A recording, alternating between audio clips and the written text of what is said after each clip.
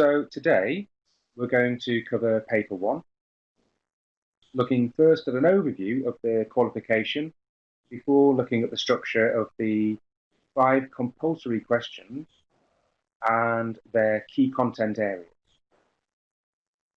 We'll look at the different question types, which are multiple choice, short response, medium open response, and extended response.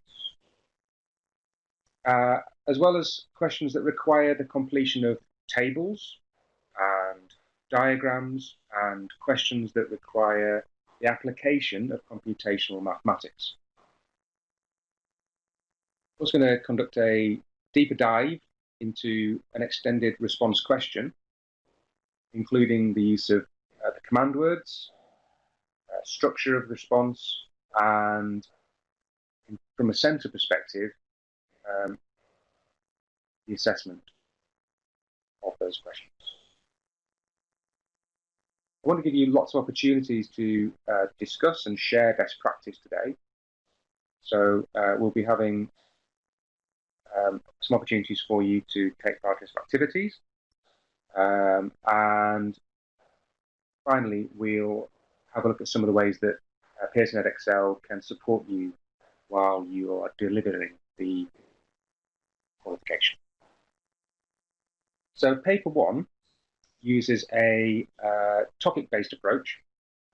So each of the 5 questions are related to one of the 5 topics from the specification, rather than being context-based, with the content tested, therefore, when it's context-based, coming from any part of the specification. Practical assessment of computational thinking allows for programming to be assessed in an authentic way. This is the entire qualification. And so talk about paper 2 here. Unlike a written paper, students can run their code and iterate the development of their solution. So having this possible in a high control exam setting removes malpractice concerns that are associated with non-examined assessment, NEA. And our decision to only use Python sets clear expectations and improves validity, as this reduces variance that's caused by having different approaches available in different languages.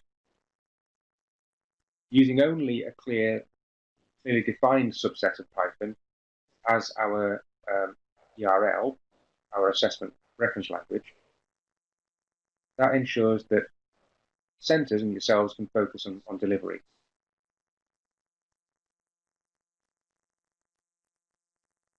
We've removed sort of separate ERL that was referred to colloquially as pseudocode, and doing that removes the confusion around assessing students' ability to demonstrate precise knowledge of something which is, well, by definition, imprecise. We've really thought about our command words that we use within our assessments, and the list of command words has been consolidated, and we've updated our command word taxonomy so that it's going to be very clear for you what questions we're asking and what those questions mean. We've clarified our specification content, and we've provided specific requirements, and we've included specific examples and techniques. And we've further amplified that with guidance of the specification points, which includes references to our sample assessment material, or our specimen paper, which is published now on the website. And that allows us to exemplify the specification points and explain and give examples of the depth of content that students are expected to demonstrate within the assessment. And as it says at the top of there, the weightings of each of the 2 papers is now 50%.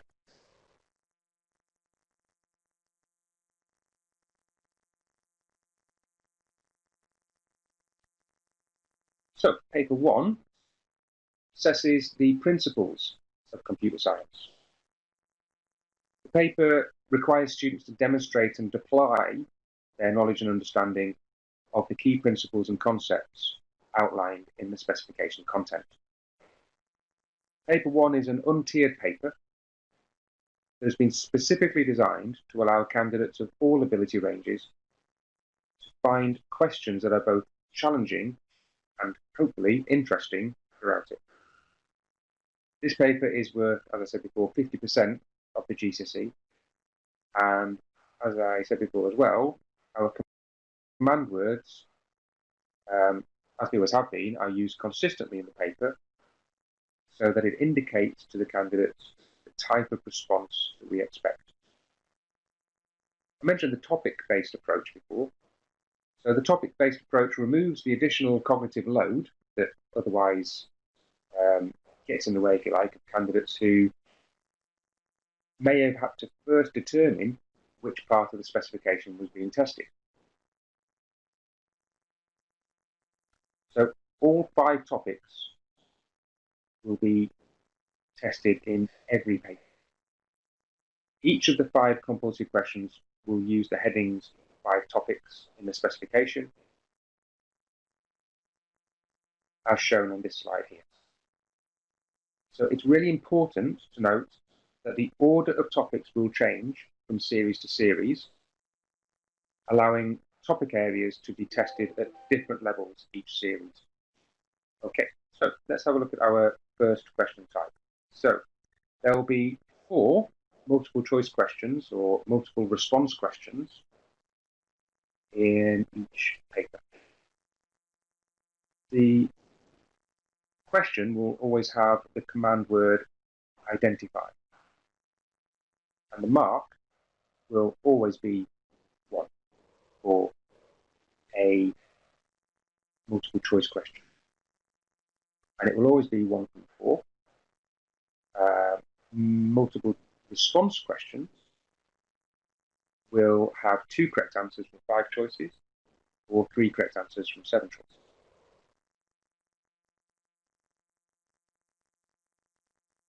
The language that we use will be concise, simple, and unambiguous. Distractors that we use will be of comparable detail and length, and they'll come from the specification, or there'll be common misconceptions. The correct answer will not be possible to work out using logic or language unless that's the intended construct that we're testing. Questions will be written in positive terms and should not rely on a candidate's ability to pick out negative terms. For example, we will be asking which one of these is not something, again, unless we're testing logic.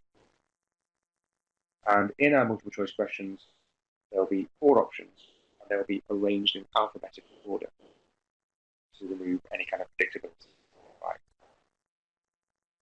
The mark scheme will show why the distractors were not correct. So as in this example, you can see this slide. I think that's a really useful feature. It really helps you with your delivery and helps to reinforce and support you when you're teaching common misconceptions. So I'm going to move into our first activity now. What I'd like you to do is design your own multiple choice question or multiple response question. So remember, that's 2 from 5 or 3 from 7. So I'd like you to pick an area from the specification from any topic you like and design a multiple choice question for it. But I want you to think carefully about your distractors in terms of what I was saying before. So are they of comparable detail and length? And are they from the specification or common misconceptions? And then, can you design a mark scheme that shows clearly that those distractors are the wrong answer? If you can't, are they good distractors? So I'm going to give you little bit of time to do that. Plan for about 5 minutes. And then I'd like you to share them in the chat. Then we'll have a quick discussion about some of them perhaps and see how you get on.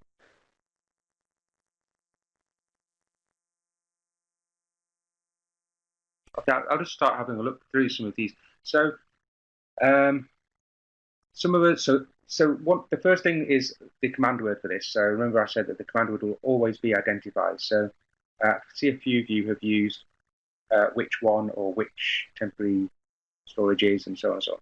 So it's, or what is the name. It's just really important, I think, that while you are helping your students to develop their understanding, so during your teaching, in other words, that you provide, if you're going to provide them with a multiple choice question for a starter activity or whatever, that try and get them used to the command words that we're using. So try and get them used to the language of the assessment, and therefore using the term identify is really important, because they'll see that consistently and they'll become familiar with it. So that's why we've consolidated our command words down to the ones that we publish in the taxonomy, so that it makes it a lot more straightforward for students who do struggle with sometimes the language of assessment. So if you can try and help them as much as possible by using that language by using that sort of carrier language in your everyday teaching of this qualification, I think that would be really helpful. I've also seen somebody's done so I think, which one did I see? Primitive data types. Carla has got one in here that we've used here, a multiple response question. So we have 2 correct answers from 5 choices, which is great. And primitive as a term is absolutely fine, because primitive is straight out of the spec. So we do have a term there used by Carla that is technical language rather than carrier language, and using a term like that is really good as well, because it really supports students in their understanding again of the specification. It's excellent to see. What else can I pick out here? So part of my job, by the way, has been really picky. So when we have our meetings about some of the papers that we're writing or some of the material that we're producing for teachers and centres and students, you're welcome, Carl. We really enjoy the pedantry. Tim Brady's in the background. I don't know if you can see him in the chat, but him and I were talking just yesterday about how much we really enjoy being a pedant. So let's have a look and see if I can be even more pedantic for somebody. So file types that are compressed using lossy compression, Claire. So what you've got there is you've got some specific file types in the answers as some of the options for the responses that aren't in the specification. So we probably wouldn't ask a question like that, because the students aren't required to know what a PNG or FLAC or WAV file is. So I hope that's useful. That's a useful tip. And again, maybe for Adele, my comment on your question, if I saw this one, would be something like, to use the acronyms, to use the initials. Although it's really good that they're all 3-letter initials, because that removes any predictability or bias from the question. It might be useful for you to actually put those as the full words. Oliver, sorry, hi. I didn't know you joined late. We were looking, Oliver.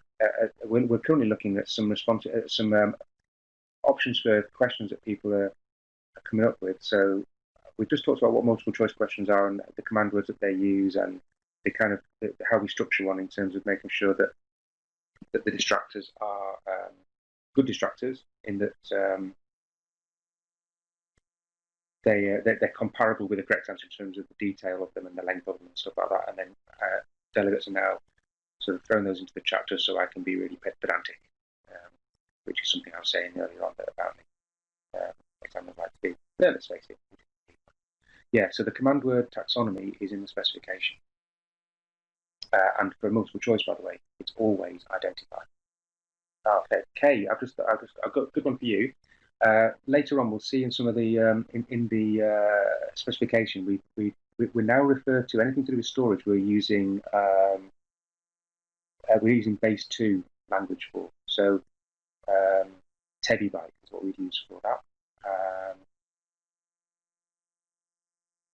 So bit nibble byte fine, but we wouldn't use terabyte now. So it's just a question of we're using SI units. Oliver, there's going to be 4 multiple choice or multiple response questions in the assessment, and there should be exactly 4.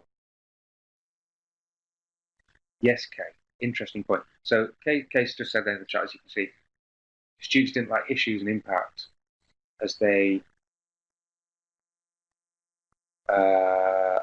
tend to be long answer questions. This is the thing. Those kind of questions do suit, or arguably suit, those long answer discussed questions best, don't they? And that's one of the things which we had to consider when we were developing the qualification. We developed the specification from 1CP1 when we thought about moving this to, especially when we thought about moving this to a topic-based question structure, because we won't always have issues and impact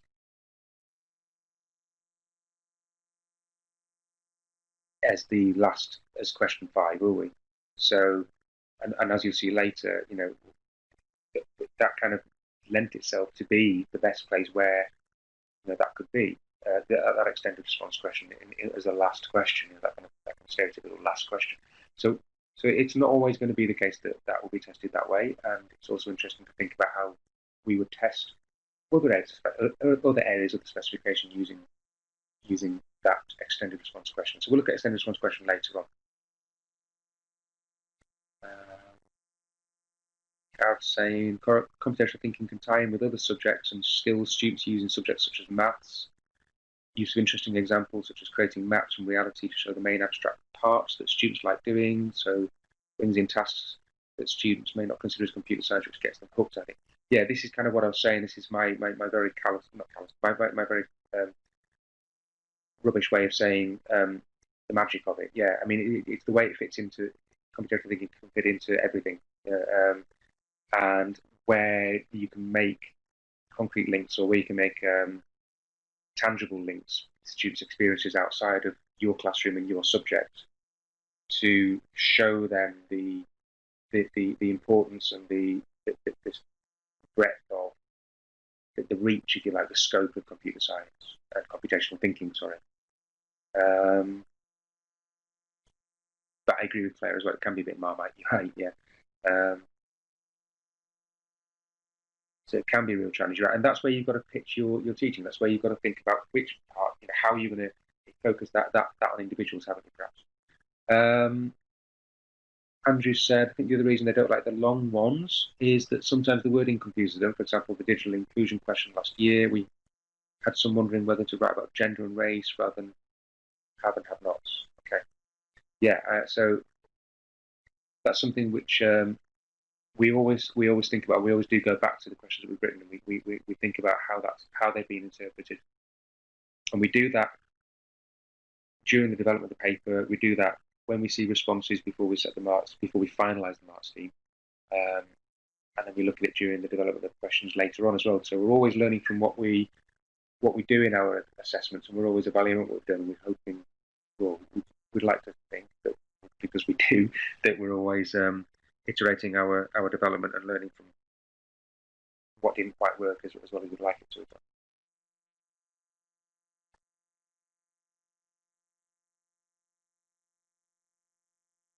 Good stuff. Okay, listen, I'm going to move on a little bit, I think. So let's have a look at our next slide, which is that, which I should have shown you earlier. That would have been better. Yes. and there's an example. So notice again there, kibibyte is an SI unit, so it's a base 2 unit. Okay. So moving on to our this slide on short response questions. So these are items in which candidates can provide information in short or structured responses using usually a word or a short response that's going to be that's going to usually be 1 mark. There are 2 mark items, and we can scaffold those, requiring the identification of 2 discrete things, for example, as in that one at the top there, state to environmental issues. And these ones I've drawn from the spec from the SAM, by the way. So the sample assessment material. There's usually 2 lines per mark with these questions, unless there's a really simple statement or a word that's required from the response, in which case we just have 1 line, because we don't want to give the impression to students that they need to write more than they do. So the standard rule for answer space is 2 lines per mark. We do review that. We do obviously consider that at all times, and that's one of the reasons why we have this kind of like unwritten rule, if you like, that we'd only use 1 line of answer space if we're only expecting to write 1 thing. We do take into consideration the fact that some students have very large handwriting. That is definitely something we consider. We see that a lot. And we also consider the fact that students sometimes cross out work and want to replace it as well. So we try to provide enough answer space without providing too much. It's a tricky balance, but it tends to be 2 lines per mark works quite well. So again, something for you to get used to if you are creating your own formative assessments, just to try and use again that same mechanism, that same assessment mechanism, to get used to it.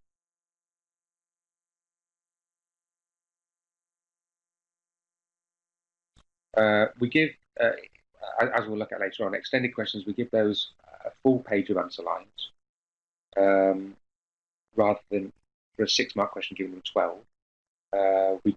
That's just a kind of a standard thing that we do. We know that students like to plan their responses.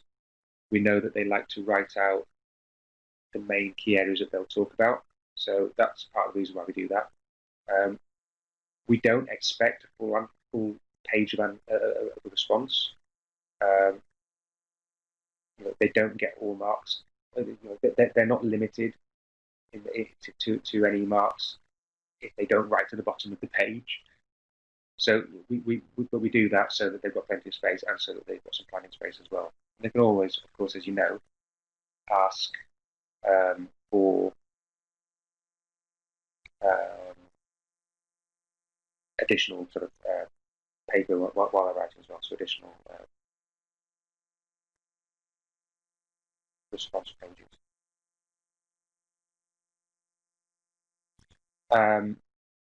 Where possible, we need candidates to write, or we'd like candidates to write in the spaces that we provide. But what we do is we do say to our examiners that they should mark positively at all times, and that includes awarding marks for correct responses, even if they're not in the correct answer space. So if they've written at the side or above or below the line, or drawn a line to a bottom of the page, if we get things like that, our team that scan our papers in, that send them to us for marking, know to split them up, and they send them to a different system, which allows us to be able to deal with that kind of thing. And if an examiner sees, for example, an arrow pointing from one place to another, then they can pull that from the system and ask our scanning team to send those to us as hard copy. But where possible, just makes life a little easier if candidates can write answer space. It's really important for us to have a think about candidates thinking about the STEM. So if you look at the second example there, a hotel chain has hotels, etc. That's an example of a stem to a question. So a stem can be used to introduce a question, and in this case, the stem is used to introduce context to the question. And it's important to understand that questions, we'll only put them in context when application of that context is required to answer the question. So if candidates see context in questions, it's really good if you can sort of help them understand that if they see context in questions, use that context to apply their understanding. And they're expected to use that context to apply their understanding. And as you can see from the question, state the type of network needed to connect these hotels. So these hotels, given that they're in several different countries, that is going to have an impact on that choice that the students make, that response that the students make. And Claire, one of the reasons why we're only doing it when context is required is what you just said there. Okay, we know it's distracting, which is why we're removing it. We don't want to introduce unnecessary context. The technical term is constructor relevant variance. That's like a dirty word to examiners. We don't like that. It gets in the way of what we're trying to test.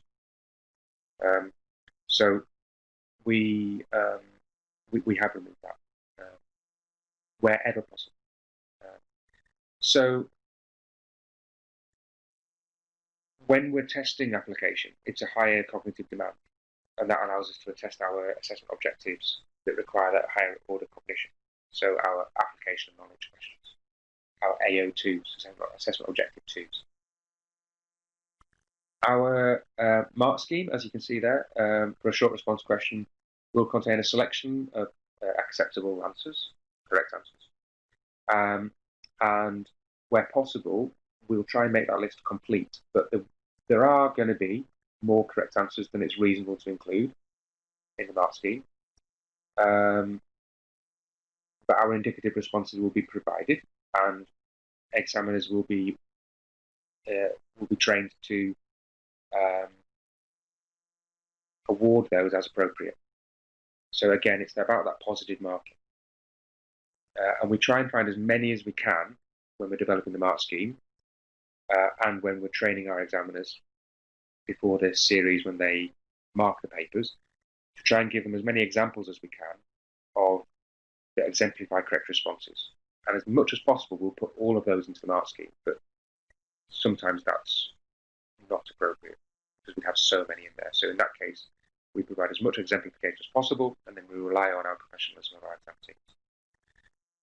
I've got a question from Claire, which is, do the students need to write in full sentences on these questions? If by full sentences, so take the first one, state 2 environmental issues.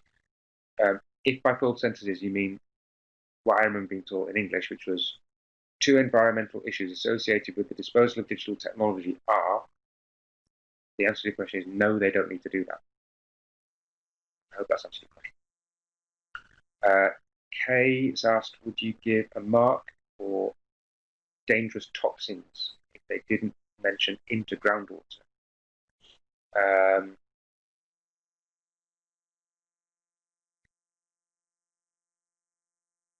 Good question.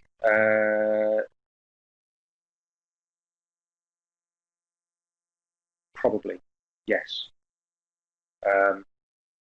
It would be something which we'd discuss that kind of thing at a pre-stand meeting, and we'd make that absolutely crystal clear, because we'd get lots of questions like yours. We'd get lots of responses that said dangerous toxins without saying the next bit, and then we'd make a determination, and then the published mark scheme would make it clear what we would expect. This mark scheme here indicates that actually we wouldn't from this sample assessment material. Okay, but in a live series, we'd look at this and we may make the determination that we'd remove the words, or we'd maybe put brackets around the words "are released into the groundwater" to make it so that that's an optional thing. Depends on what we saw at pre-stand. It depends on what we saw at pre-stand, which means we get a selection of responses before we start live marking, we have a look at all those different responses, and then we determine what kind of things students are saying. We might add things to the mark scheme. We may even take things away if we think that we've not quite got our understanding of it right. We are guided by students. We are guided by the kind of responses that students give, which sounds odd. And I often say this and think people must think we're crackers, but we do develop the mark scheme from students' responses, correct responses, to make sure that we are providing as much opportunity for students to be awarded marks as possible. Okay, so I can't remember where I got to when I was talking. I think I was talking about the mark scheme, and these ones are marked using a points-based system. So these points-based mark schemes have 4 columns. We've got the question number, the answer, our additional guidance, and a mark. There's a rubric at the top which describes how each mark is awarded, and example responses that demonstrate what a candidate would say in order to achieve the mark, as is described by the rubric. So any 2 issues. So these are going to be our example responses would be written as a candidate would write a response, including linked responses where required. So we'd actually show examples of how they link, and I'll talk about linking responses later. Show the minimum. We want to show the minimum response that's required to achieve the marks. We're going to avoid unnecessary language in our examples. We're going to include our marking points to show exactly, indicate exactly where each mark is awarded. We would try and give example responses to show the breadth of acceptable answers. And where we have alternates, we distinguish them with a /. So like you've got into the ground / water, they could say either of those things. Okay, and as I said to you before, anything put in brackets is kind of optional, or sort of shows how that response could be developed, but isn't required to gain the mark. Without further ado, let's do one of these. So I want you to have a go at designing your own question and mark scheme for a short response question. So, and again, pick an area from the specification for any topic you like. Try and pick something different than you did last time, maybe. Think about the different responses that could be given. And if there are loads of different types of responses, then have you focused your question enough? If it isn't, maybe you could focus it more.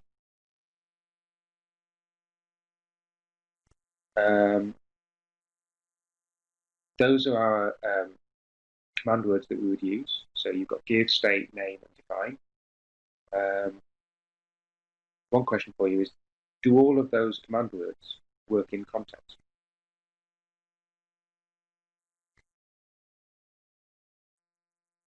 Now then, you're doing the easy bit. You're writing the questions, but I'm not seeing the mark schemes. So I know it says on screen, design your short response question. But on my script here, it says design your short response question and mark scheme. So you need to make sure you're doing your mark schemes as well, because that's probably the harder bit. And it will designing the mark scheme will help you focus your question.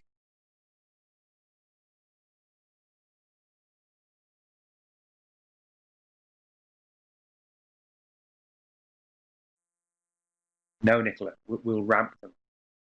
So no, they're not always at the start of the paper.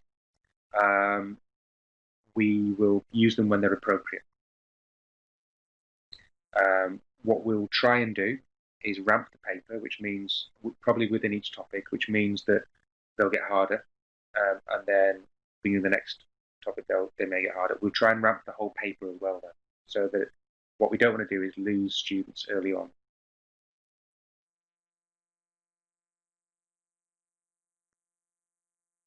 I'm just looking at the rest of your questions as well.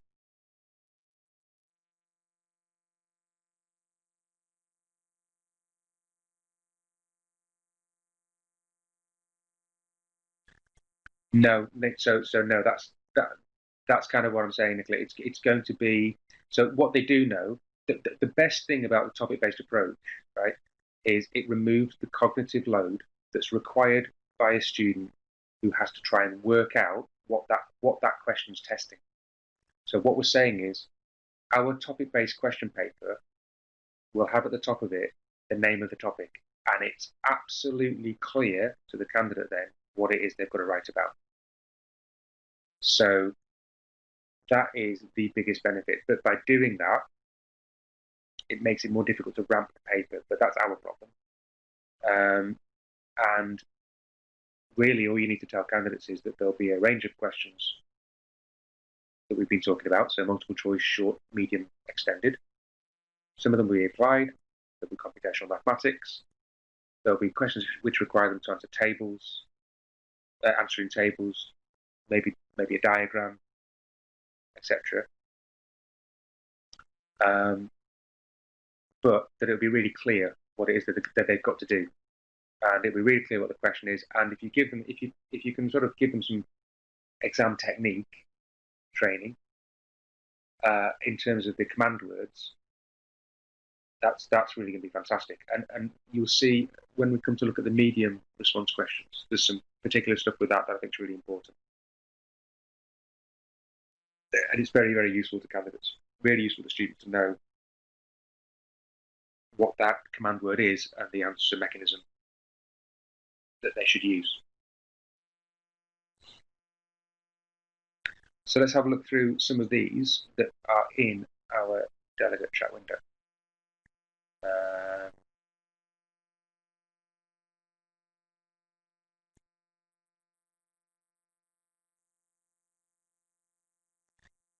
So Adam, so one thing I was saying was if you were to think about, so your question here is state what type of translator program would be needed to convert the code above into machine code. So if I was feeding back on that question in a question design meeting, I would ask to see the mark scheme. But if you were to think about the mark scheme you would write for that, how would you focus it down to the 1 or 2 or 3 different correct responses that you would look for? And I'm just looking down to make sure you've not already done that.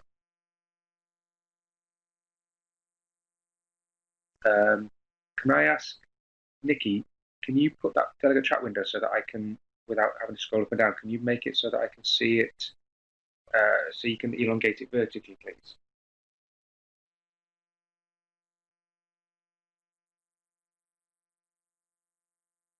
Yes, there we go.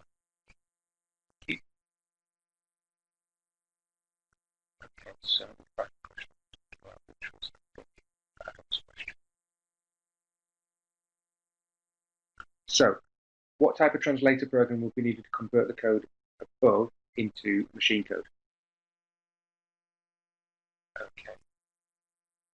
So, type of translator program. So, an IDE. That's a type of program that does translations. So, to focus that, you'd have to think about exactly what you wanted in the response, and then just try and tweak your wording a little bit. And also, just as an accessibility tip, we don't use terms above and below in questions because some of our questions are printed onto different size paper and things like that. So if we said above, on some of the papers that are printed for accessibility reasons, some of our accessible scripts, that text might be at the top of the page and somebody might look literally above the top of the page. It is also the case that some students who are autistic would actually look above, literally above, or below. They'd actually lift the paper up and look below, sometimes below the table. So we don't do that for that reason. Yeah, so just think about how you could focus that. So you're removing those answers that would be correct but don't quite fit with what you wanted. Then I'm going to have a look at some other ones here. So no worries. So define the term embedded system, a computer system which can complete a very specific task. Okay.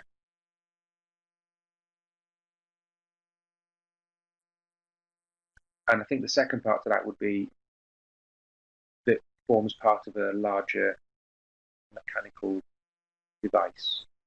Potentially, you could have that in the program. So you could even turn that into a 2 marker potentially.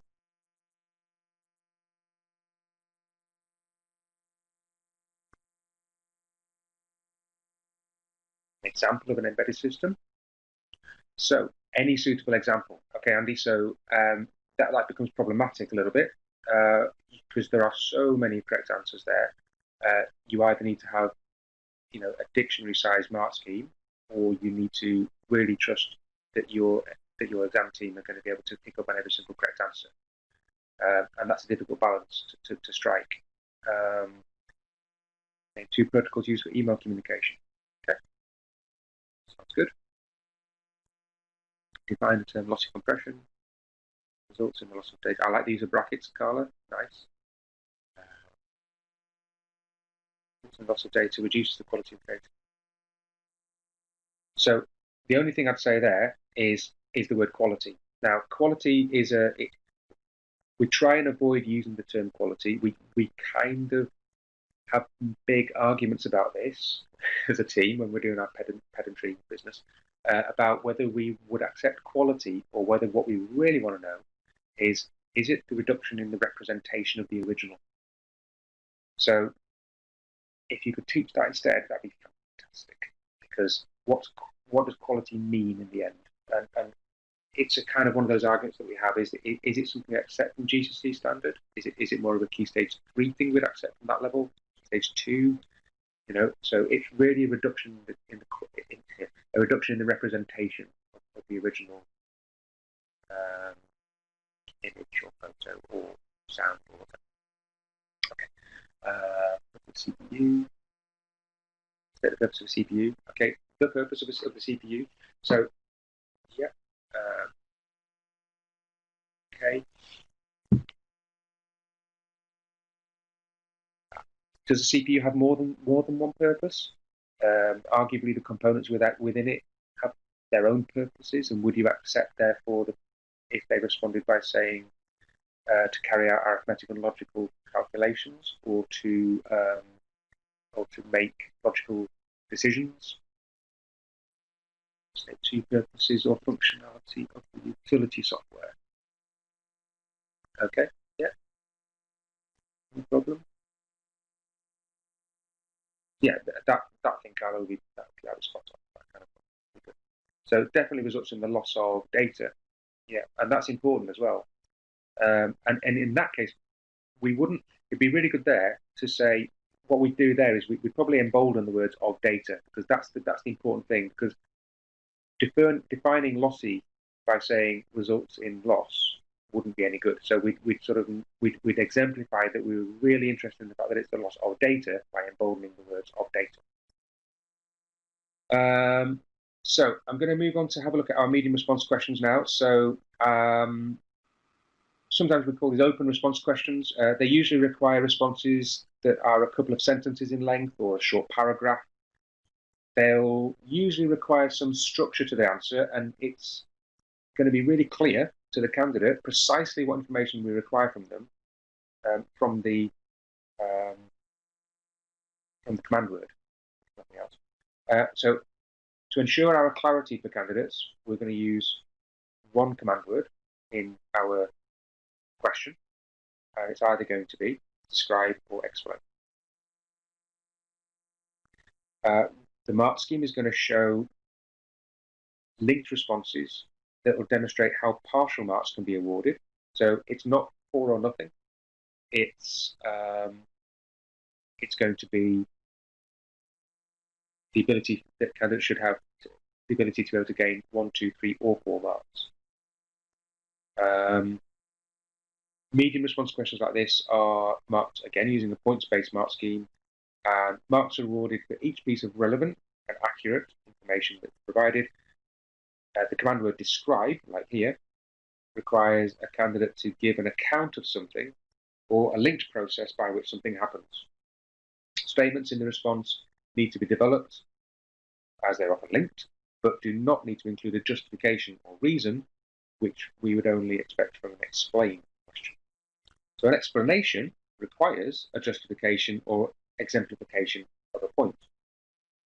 The answer must contain some element of reasoning or justification.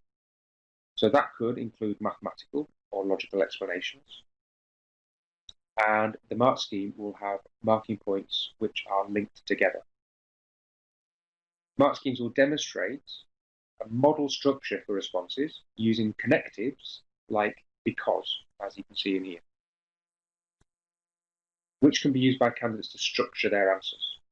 So examples of other connectives that you could use, or that will be used, or I'll get this right, that we hope could help candidates to learn to use would be as a result of, so blah, blah, blah, as a result of blah, blah, blah, or blah, blah, blah, associated with blah, blah, blah. Or you could use a reason for this is, or connected to this is. So with explain questions,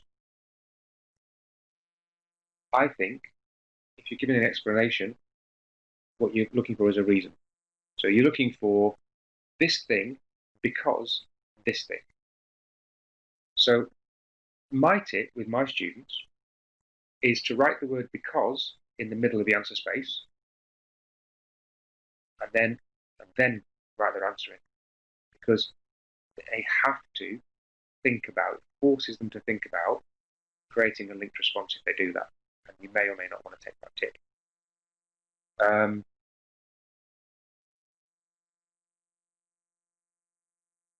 What else can I say about these? They will always be, I think I'm right in saying they're always going to be 2 or 4 marks, and I can help you with that when I talk to you about your activity that you're going to do, which is, guess what? That's right, write some questions. So you're going to design your own, and I'm going to get to a describe or an explain question and mark scheme worth 2 or 4 marks. And if you think about it, why do we want 2 or 4? Because we're giving point because thing, point because thing. When you're designing your mark scheme, think about which statements you're going to award marks. Are there going to be multiple paths to the correct answer or to the response that you want? If there's only 4 linked points that they could make in a described question, for example, are you sure that the question leads to a response that includes all 4, or are there other ways of wording the response that mean candidates might not think to include all 4 points, in which case maybe your 4-point question should be a 2-point question that allows 2 points to be made from a selection of 4.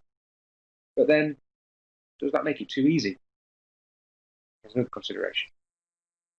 Again, pick an area from any of the area of specification, from any topic. Again, try and pick a different topic if you can. Maybe try and pick something which you find your least favorite thing, as you identified earlier. That would be really nice, just to give yourself a challenge.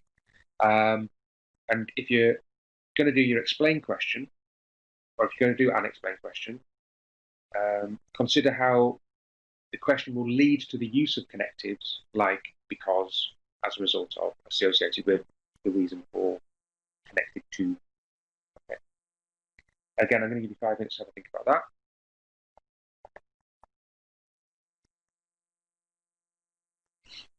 These are the harder ones. These are the more difficult ones to get right.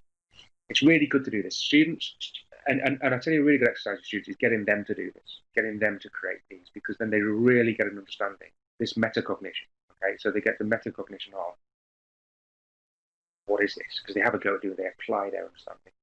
So they think about their learning, they think about what it means to describe something or what it means to explain something. In my experience, actually, it's really difficult, not just for students to know this, but some teachers too. So to know what's meant by describe or explain is really, really important.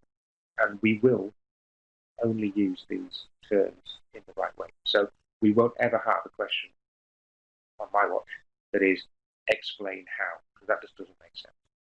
Describe is usually followed by the word how. Describe how this happens. It's usually a process, procedural thing. And explain is about rationale. So explaining the rationale behind how something happens, really, really hard cognitively for students to understand. So not something which we usually do. Nicola, the defined list of command words is, it should be, I think, it's published in the spec. I'm going to double check that. Appendix 1 on page 27. Maria, we probably wouldn't prompt students like that. And explaining what's meant by a term is really hard, isn't it? So the rationale behind the meaning of a term, that's what you're actually asking there. Yeah. So how would you? So where would the because work with that question? Where would you put because in? So explain what's meant by the following term record. So I could tell you what the term means, and that's a definition. So I'd use the word define for that. I'd use the command word define there. But explaining the rationale behind the meaning of a word is, I don't know whether it's impossible, but it's not something which I think is within the scope of the cognitive load that we'd expect students to be able to cope with.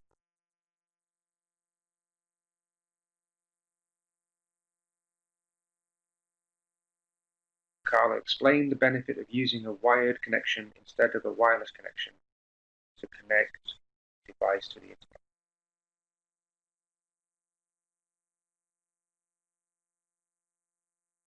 Yeah. It's the sort of thing, yeah, I mean, do you know what? Sometimes it has to be, because what you want to do there is you want to say what you want. So you want an explanation. You need them to know, you need them to explain the benefits, so that's required. You need them to know that it's using a wired connection. You need to also know that it's the benefit of doing that rather than something else. Okay, I mean, or arguably you could say that it's inferred that it's instead of a wireless connection, but really you'd want to make that clear. So explain the benefit of using a wired connection instead of or rather than a wired connection rather than a wireless connection to connect the device to the internet and what it's for. So do you know what? It may sound wordy, but it actually does everything it needs to do. It's got the right amount of words in it, and it's not got too many, and it's fine. So it's a very good question. Now let's see if I'm asking. Andrew, I like the fact that you've used describe how. That's straight away giving students the understanding there. So it's describe, so it's procedural. It's how, so so now they've got to think about that process. How improve energy. Oh, that's interesting. So what do we mean by improve energy consumption? So the misconception there is, do you want to know how it would increase the energy consumption, or do you actually want to know how it would reduce energy consumption? But it's a good question, and I know what you're trying to get at, but I think that's just an interesting thing there, isn't it? So okay, so this now you've got the word because. So because this. So is that now an explain question? Because you're looking for justification rather than linked points. I like all the other stuff. I mean, if it was for 4 mark describes, we did away with 3 mark. We found that really. We found that students found that really difficult to give a 3 mark response, especially for describe or explain, because specifically, I should say, not especially, specifically for describe or explain, because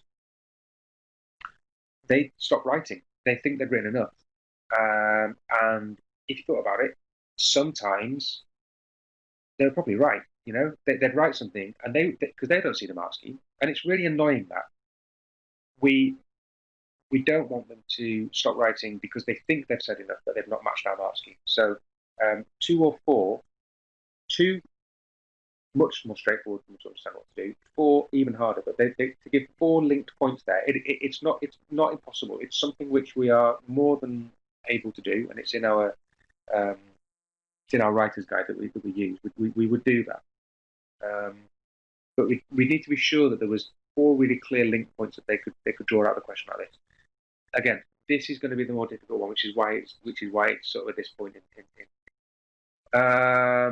So I think now I've had fewer responses from you in here, and I'm guessing it's because it's either because you're bored of listening to me, or you find this difficult. I hope it's the latter, because it is difficult, as I think I've said.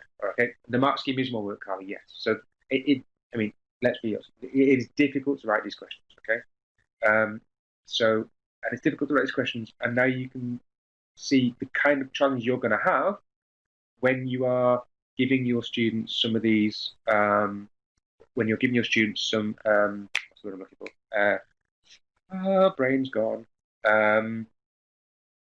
Formative assessments. Okay, yeah, Tim's put in the chat there, mock. Now, don't you worry about that, people, because we are providing some stuff for you. So we've got a SAM for you. That's the thing that you've got. We're also going to have 3, count them, 3 specimen papers. Okay, so you're going to have lots of material to draw from to allow you to do your, to allow you to do some assessments with your students. And we're going to be producing lots of other things as well, which I'll talk about with you later. Okay, so some end of topic tests and things like that are on the way, if not already there, and that's the sort of thing which I may just ask him to talk about later, but is all there.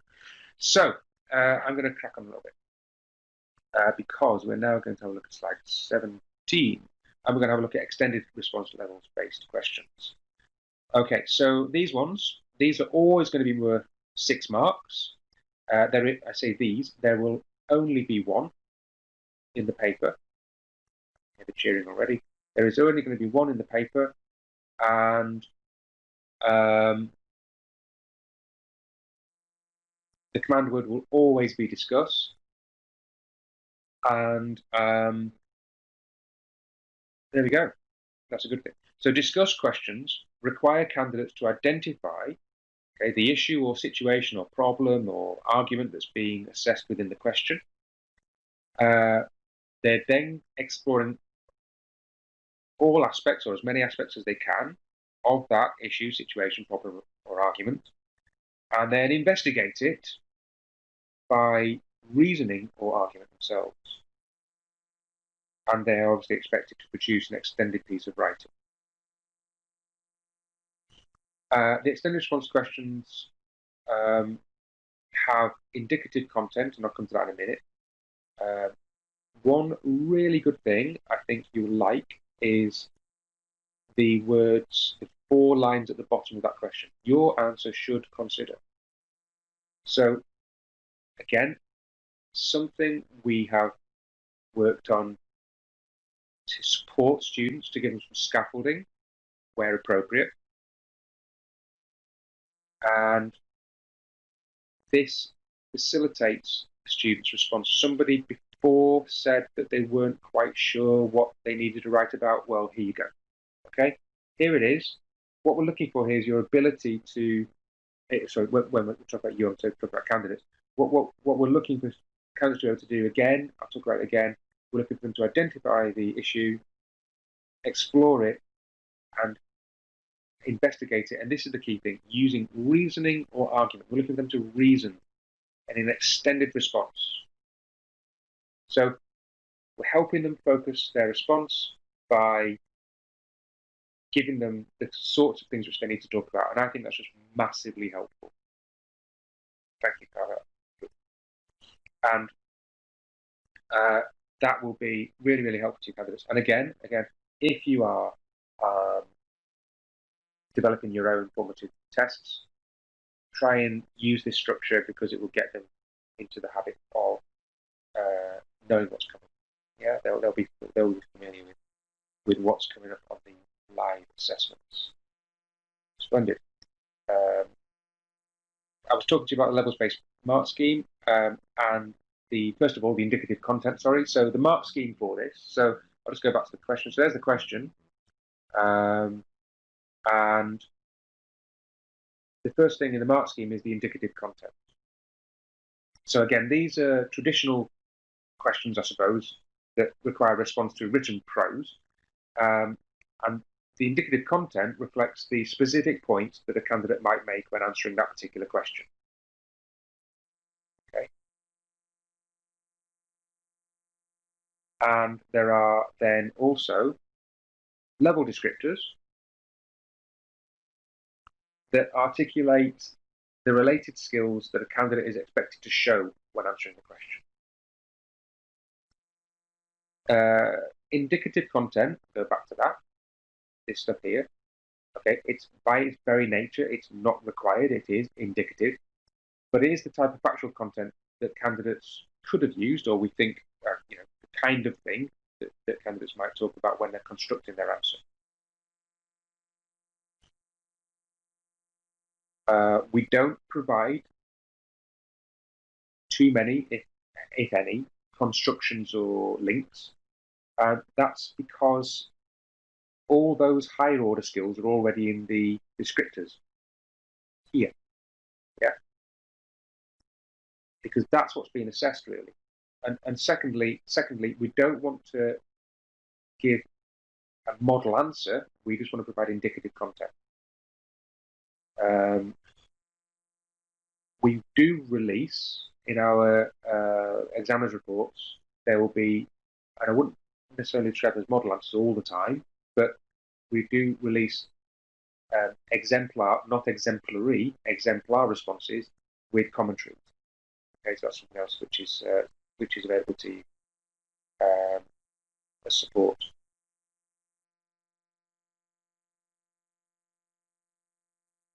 Okay, I'm not going to get you to write one. You'd be glad to know. But you more than welcome to go. But what I'd like you to do instead is to have a look at that indicative content there. Andrew, you're okay. Take a breath. What I want to do is have a look at that indicative content there and the levels-based mark scheme with the descriptors, and basically this is just a chance for you to ask me some questions about this.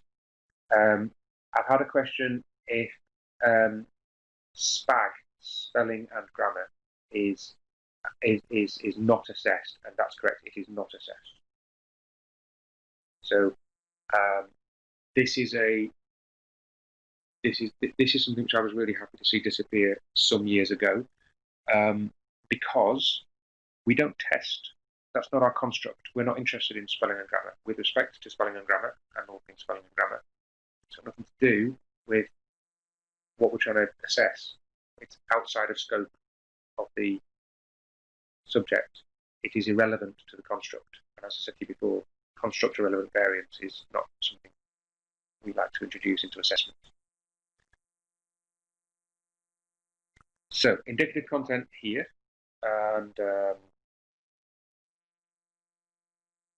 sorry, indicative content and this levels-based mark scheme, and ask any questions that you have. I'll give you just a couple of minutes. Yeah, so Claire, sustained lines of reasoning is that's right. Yes, but I think it's important to agree that spelling, punctuation, and grammar, their ability to use spelling, punctuation, and grammar won't affect their ability to gain marks directly. I get what you're saying. No, Claire, there's not a minimum number of points. This is a common misconception with this question. For 6 marks, I need to talk about 6 things. Yeah. In the IT spec, there is. I don't know which one you mean, but there is one. Any other questions? Oliver's got one. I'm just waiting for a couple more questions to come in. I'm just going to go back here to the question. I think by giving, I'm not sure, Oliver, what you mean, to be honest with you, but I think by giving that scaffolding, that's helped.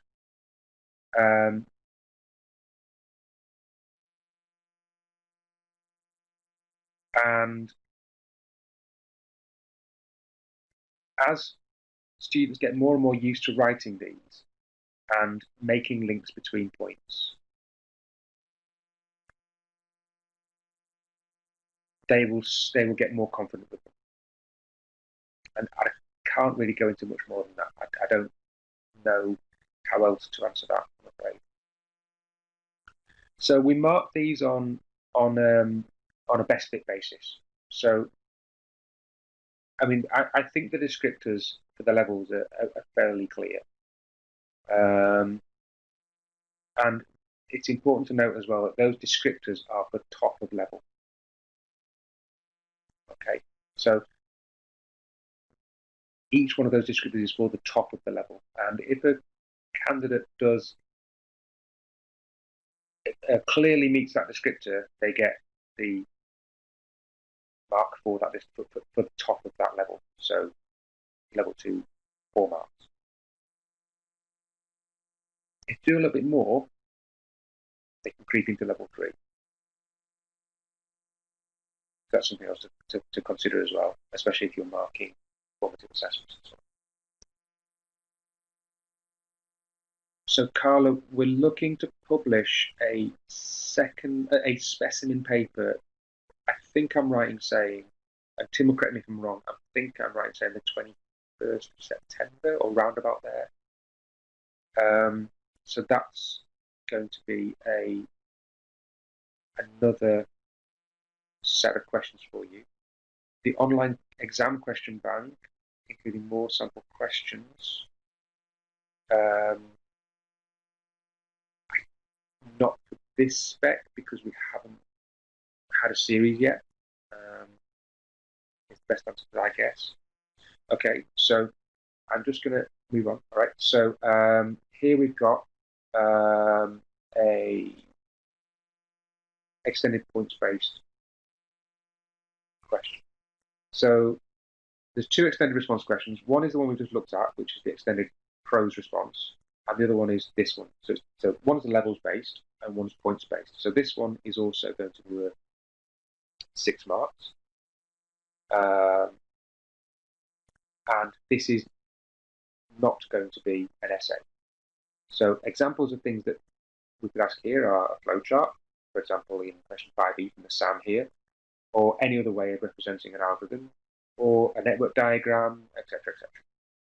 So this question will always be the final item of question 5. So we're always going to have a 6-mark points-based question as the last question. Now I've got a question from Gareth. Okay. Gareth, it depends on the requirement of the algorithm as to how complex we will make it. It depends on whereabouts it is in the paper, because remember, this topic may not be, or it may not be. So it's always going to be in the question about. So it depends on which topic it's going to be as to whether it will even be a flowchart question. Okay. But this will always be the final item. Okay. I mean, some people would find that, some people wouldn't. But we mapped this carefully, and this SAM has been through Ofqual, and Ofqual have accredited specification and believe me, scrutinized our SAM. So this is the correct number of marks here. That's what I'm afraid. I think I'm saying, Andrew, we're leaving it open. Depends on the it depends on the complexity of the algorithm that we'd want to be represented. That makes sense. Nicola, the answer to your question is yes. It could be. It could well be. Or other things as well. And remember, question 5 will be could be any from any topic. Okay.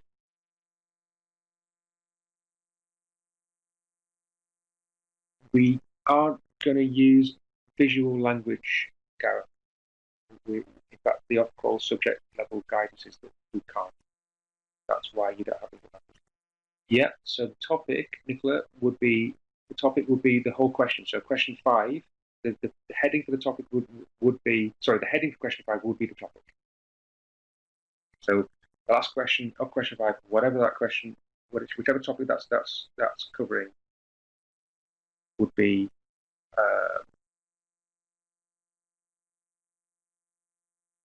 what is assessed by that final item. Nope. So question 1 would be, so any topic can appear in any question. So it removes predictability and just allows us to be able to test everything in different ways, in different levels.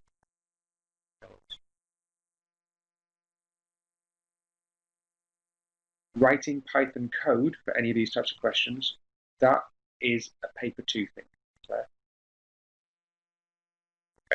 Right, I'm going to just move on and have a look at it. So, computer-related maths.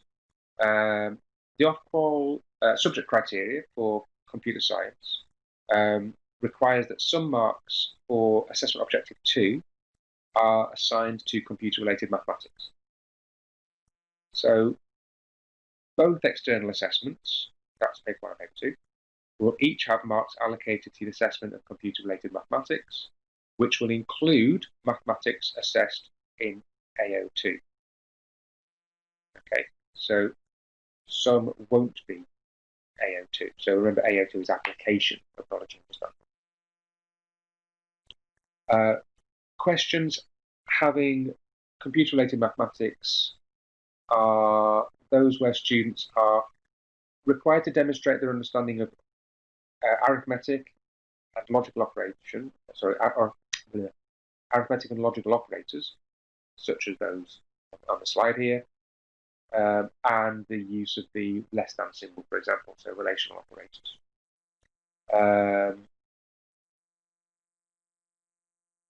Students may be required to perform an arithmetic or logical calculation. They may be required to construct or derive an expression or an equation, apply logical shifts, or use binary notation.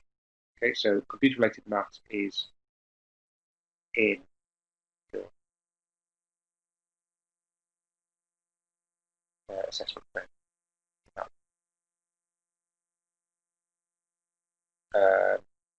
Oh, I've got some questions coming in, but I'm just also a little bit aware of time. So I'm just going to make a little bit of progress through here, and then I'll come back to some questions. So activity 5 is, what I'd like to do for this one is identify the questions in the SAM that assess computer-related maths, and then map them against these 5 types that I've got on here. I'm just going to give you 5 minutes to do that. So have a look at the sample assessment material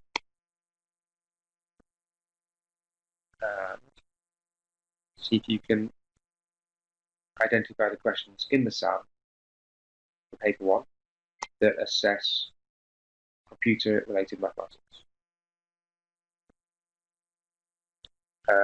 Oliver, to answer your question, I don't know if you can see what I'm showing you on the SAM here. Okay, no calculators.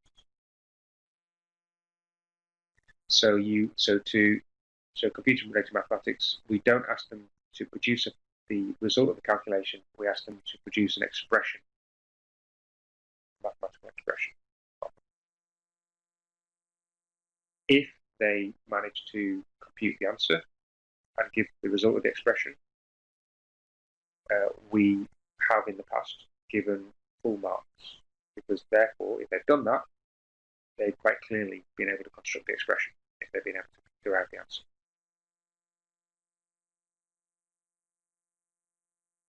Okay, I'm just reading up here while you have a go at the task.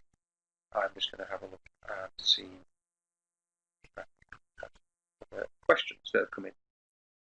Gareth, you're correct in your question about order of topics in the paper. It could be any combination. So we reduce predictability and we enable a range of questions throughout the paper. We allow ourselves the ability to be able to sample the specification in different ways in our assessment of it, thereby making our assessment more valid and reliable, and our results more valid and reliable. Andrew, you're right. Yeah, logic diagrams, logic circuit diagrams are not within the scope of the specification. The construct expression questions, then you know the best thing to do is to give them lots of practice, build the confidence up with them, show them all the ones that we've had from previous papers, and give them some tools to be able to answer them. I mean, you know, they are interesting when you're marking them. You get lots of different. You do really get a range of responses, so they're definitely achievable. Just maybe spend a bit more time on those during your teaching learning sessions.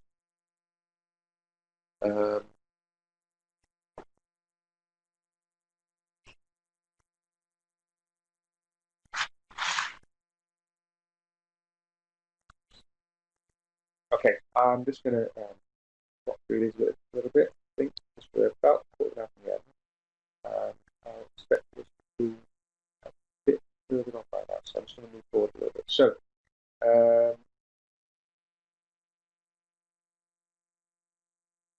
So just in terms of feedback for you, so this one here, so this is question 5D, and it requires students to apply their knowledge of relational operators to complete that trace table. Okay, so that one is one. This one is question 1B. So this question requires candidates to be able to carry out a binary addition to know which one will result in an output.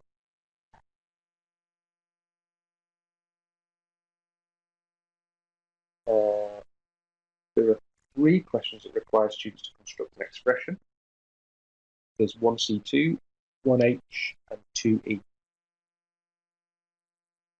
Oh, Exam Wizard. Yeah, I do know what you mean, Carla.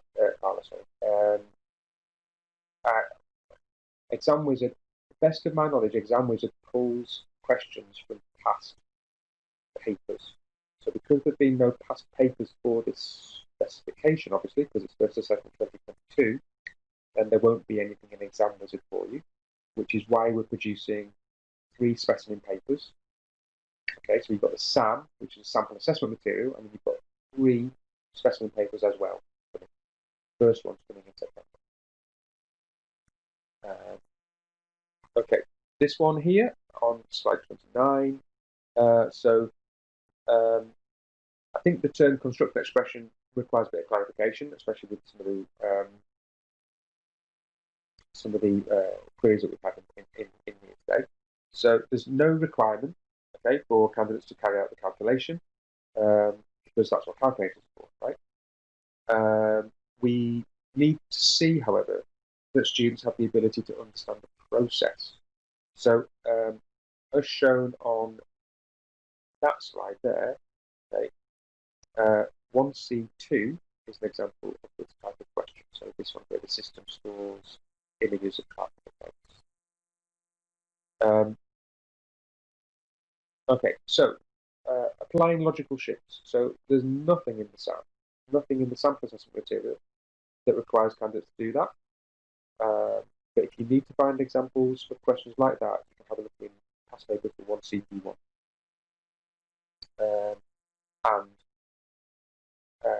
I don't know for sure yet, because I can't remember what we've written for the specimen papers, but it would surprise me greatly if we don't get one of those in the specimen papers for you.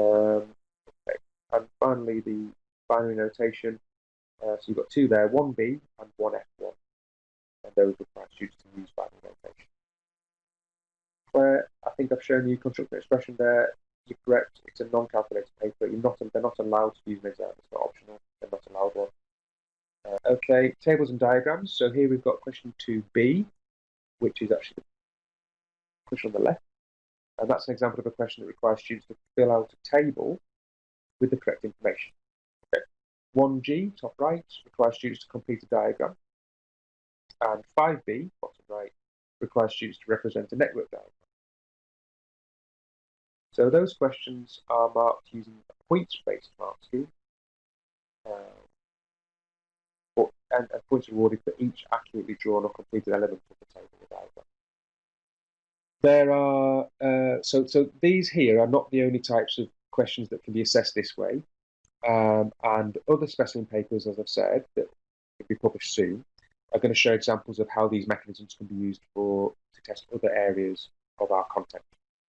If you ever wondered what Tim looks like, that's what Tim looks like. There he is. And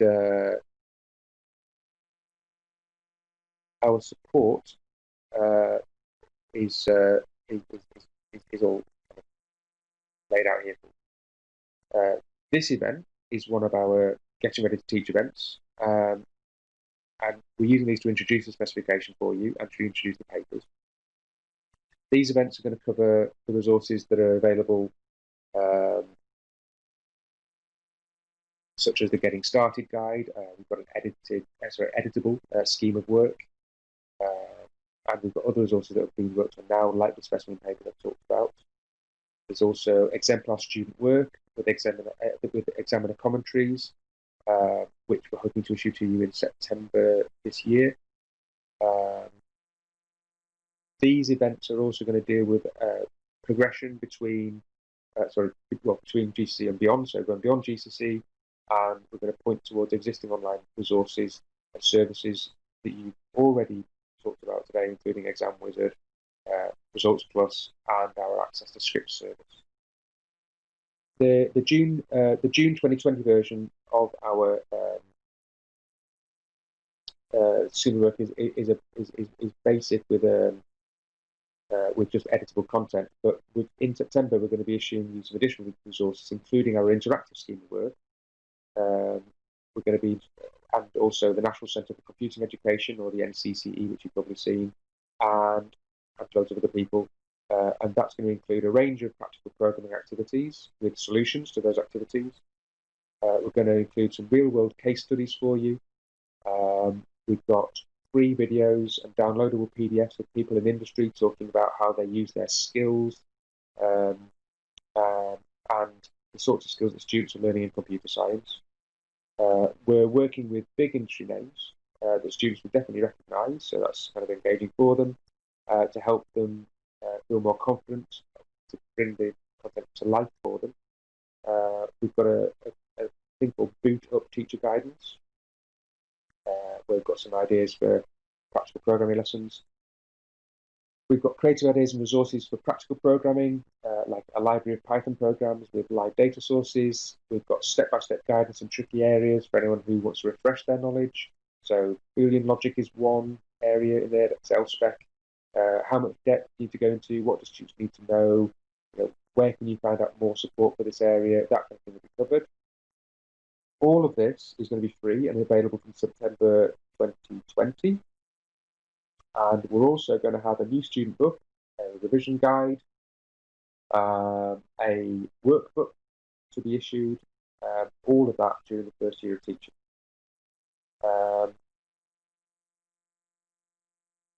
Now, bear in mind, you don't have to purchase any resources, including those from Pearson, to deliver our qualifications. But we've got a student book which is being developed, and that follows the practical teaching and learning approach being used for the interactive scheme of work, and provides all the content, activities, and exam support that you need to deliver the spec, meaning you've got everything in one place. The links in this presentation are active, so when you get it, you'll be able to download the presentation and follow those links. But in the meantime, please do sign up to updates from Tim, join our communities, follow Tim on Twitter and Facebook. We've got an excellent network of support available in those spheres. And if you need a more formal response, or just you don't like social media, then please use the link to contact us or give us a call. And finally, Oliver, you can teach any programming language that you want, but our assessment reference language is Python. And this is, we've been talking about this a lot recently as well. This is not a GCSE in Python, it is a GCSE Computer Science, but we're using Python as our exam reference language, as our programming language subset, as we're calling it, because we reduce the number of languages that we think people have to, as I said before, that people have to learn, or people think they have to learn, and we are thereby removing any reliability issues with the assessment in terms of something being easier in one language than another. Plus, if I'm perfectly honest with you, the vast majority of our entries were for Python. So we're talking, like, I can't tell you exactly, but more than 90%. Probably more than 95%. So it just kind of made sense, and all the support material out there. It's probably one of the most well supported languages that's out there as well, especially for education. And there are some things which it doesn't do very well, or that make it a bit more complicated for us to ask questions. I mean, but that's our problem. Simon, your point about pseudocode is well made. We have removed it in terms of how we were using it as a reference language. Just wait to see if there are any more questions. Otherwise, I'm going to say thanks very much. I think I even have a slide that says that for you, just in case you need to see that. And really, really appreciate your questions. I really, really appreciate your engagement with the activities today. I think that was excellent. And your questions, your queries, your comments, and all that sort of stuff. Really appreciate it. Thank you very much for listening, and pass any questions that you have that you may think of later on through to Tim, who will answer you in expert manner as he does. Take care, everybody. Have a fantastic last few weeks and a lovely summer break. And I will hope to see you in another one of these sessions. Bye-bye.